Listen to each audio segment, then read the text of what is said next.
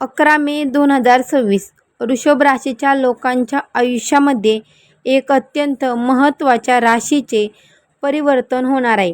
मंडळी, तुम्ही बरोबर ऐकलं. मंगळ ग्रहाशी राशी परिवर्तन 11 मे रोजी होणार आहे. आपली चाल बदलतो मंगळदेव. जेव्हा आयुष्यामध्ये साहस, ऊर्जा, राग, रिलेशन, आपसी नातसंबंध आणि स्पर्धा तसेच करिअरमध्ये खूप मोठे मोठे बदल पाहायला मिळतात. मंगळ देवाचे हे गोचार वृषभ राशीच्या लोकांसाठी काही गुपित संकेत घेऊन येत आहे. काही लोकांना तर अचानक धनलाभ प्राप्त होईल आणि काही लोकांची जी रखडलेली कामे होती ती लवकरात लवकर पूर्ण व्हायला सुरुवात होईल. पण इथेच काही लोकांना मानसिक चिंता, वाद विवाद इत्यादी गोष्टीतून जावं लागू शकतं. तर शेवटी मंगळ देवाचे हे गोचार वृषभ राशीसाठी काय घेऊन येत आहे, कोणत्या क्षेत्रामध्ये तुम्हाला यश मिळेल, तुम्हाला कोणकोणती खबरदारी घ्यायची आहे, कोणती काळजी घ्यायची आहे आणि कोणता उपाय करायचा आहे ज्यामुळे तुमचे भाग्य मजबूत होईल, तर हा व्हिडिओ शेवटपर्यंत नक्की पहा. अवधूत चिंतन श्री गुरुदेव दत्त. श्री स्वामी समर्थ. नमस्कार मंडळी, तुम्हा सर्वांचं गुरुदत्त या चॅनलमध्ये स्वागत करते. मंडळी, तुम्ही जर आपल्या चॅनलवर नवीन असाल तर आत्ता सबस्क्राईब करा. कमेंट बॉक्समध्ये श्री स्वामी समर्थ लिहायला अजिबात विसरू नका. मंगळ देवाची ही राशी परिवर्तन 11 मे रोजी होणार आहे. ही राशी परिवर्तन अत्यंत महत्त्वाची परिवर्तन मानली जाऊ शकते, जे वृषभ राशीच्या लोकांसाठी फायदेशीर ठरेल.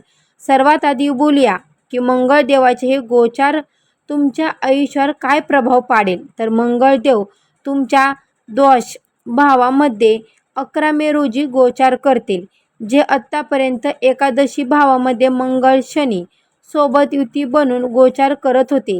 ही एक अत्यंत विस्फोट स्थिती मानली जाऊ शकते, पण आता 11 मे नंतर ही विस्फोट स्थिती सुटत आहे आणि मंगळदेव तुमच्या द्वादश भावामध्ये गोचार करायला सुरुवात करतील.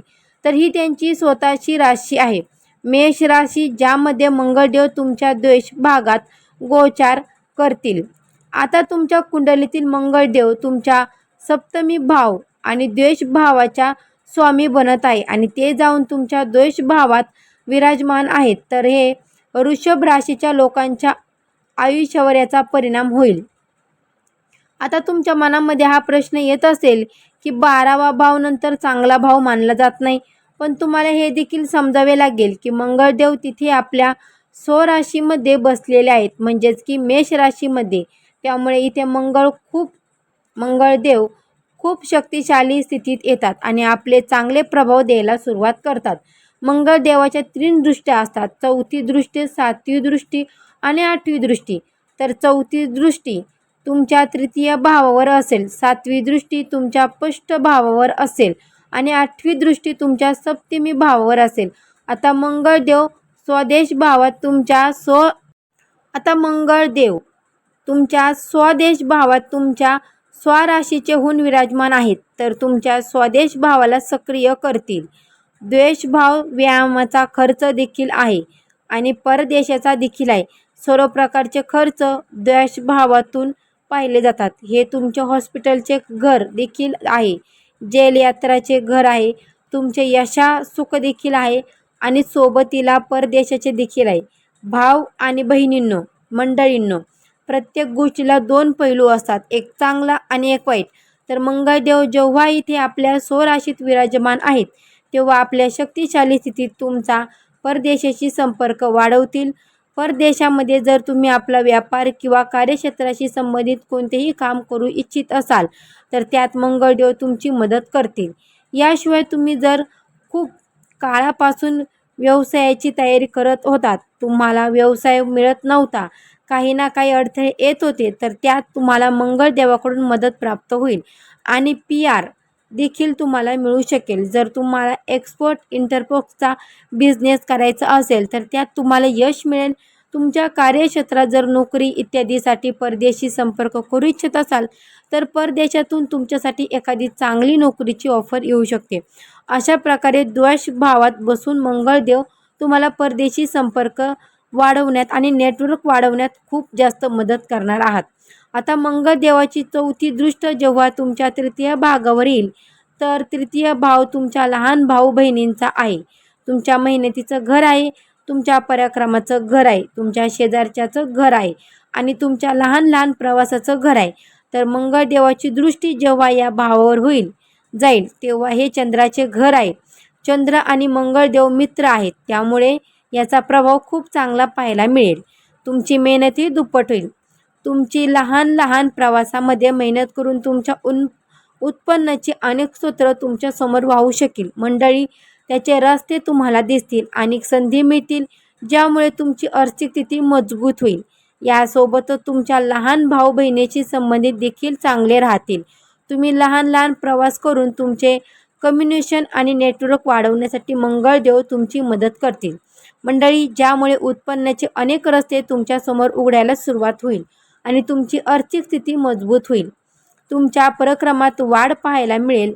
तुमचे व्यक्तिमत्व लोकांना आकर्षित करेल, ज्यामुळे तुमचे कम्युनिकेशन वाढेल, नेटवर्क वाढेल आणि सोबतच तुमच्या सेल्स देखील वाढायला पाहायला मिळेल. आता मंगळदेवाची 7वी दृष्टी जेव्हा तुमच्या स्पष्ट भावावर जाईल, तर स्पष्ट भाव तुमच्या रोग, ऋण, रूपूचा, शत्रूचा आहे, तुमच्या नोकरीचा आहे, तुमच्या स्पर्धेचा आहे आणि तुमच्या डेली रुटीनचा आहे.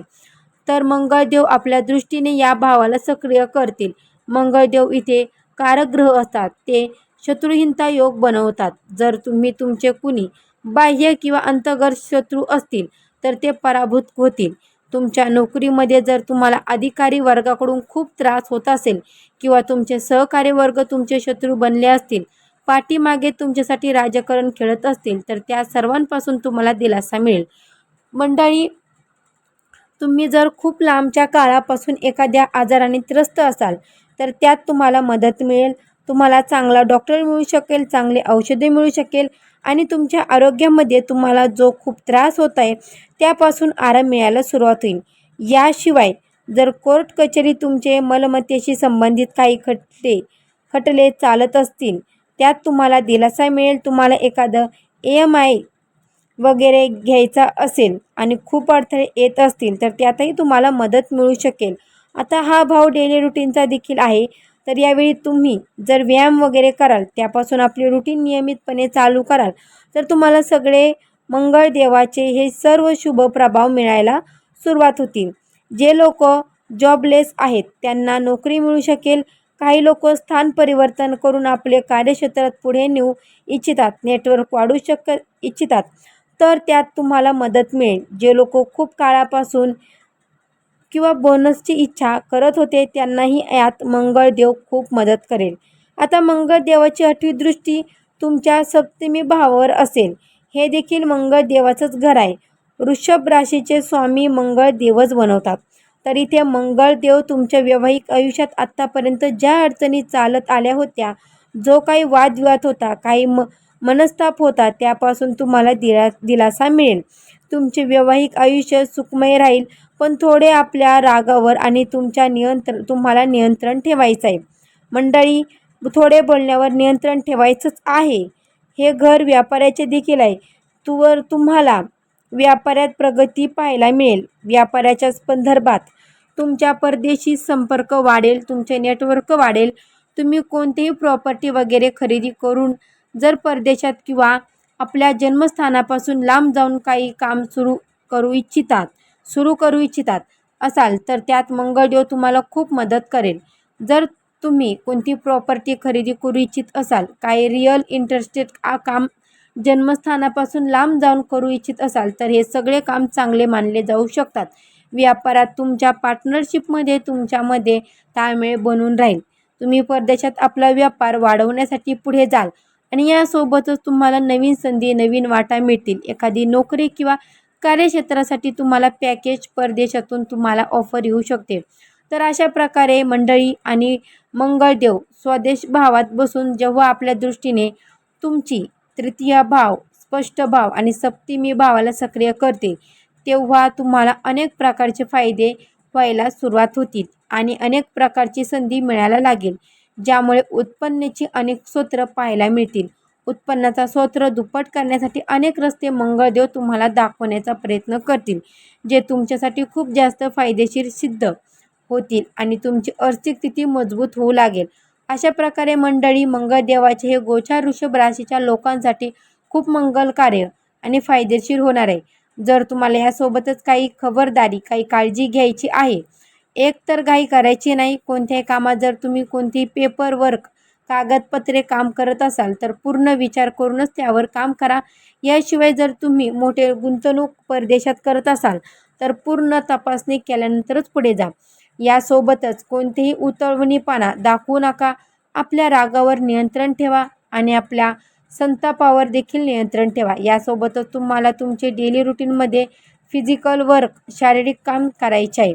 कारण मंगळदेव तुमच्या द्वेष भावात बसलेले आहेत, जे आपल्या 7व्या दृष्टीने रोगऋण शत्रूच्या घराला पाहत आहेत. तर तुम्हाला थोडेफार आरोग्याची समस्या होऊ शकते, BP वगैरेची समस्या होऊ शकते.